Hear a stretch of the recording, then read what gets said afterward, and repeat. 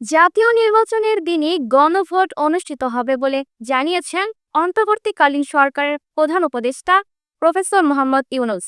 বৃহস্পতিবার ১৩ নভেম্বর দুপুর ২:৩০টায় জাতির উদ্দেশ্যে দেয়া ভাষণে এ ঘোষণা দেন তিনি।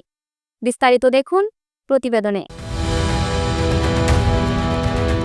অন্তর্বর্তীকালীন সরকারের প্রধান উপদেষ্টা প্রফেসর মোহাম্মদ ইউনূস ভাষণে বলেন, জুলাই সনদের আলোকে আমরা গণভোটের ব্যালটে উপস্থাপনীয় প্রশ্ন নির্ধারণ করেছি।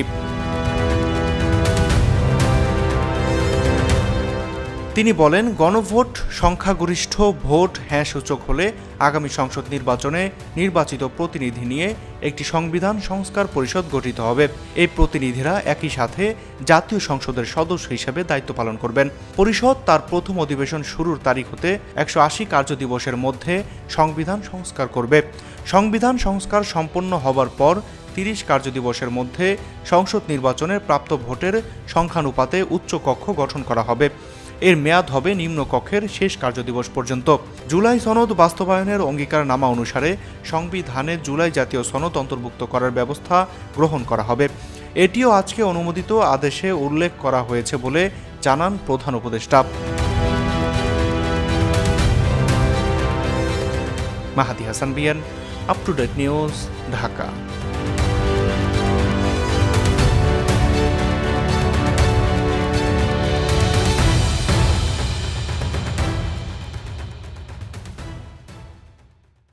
সুপ্রিয় দর্শক, এই ছিল আপ টু ডেট নিউজের সর্বশেষ আপডেট। পরবর্তী আপডেট পেতে চোখ রাখুন আপ টু ডেট নিউজের ফেসবুক পেজ এবং ইউটিউব চ্যানেলে। ধন্যবাদ।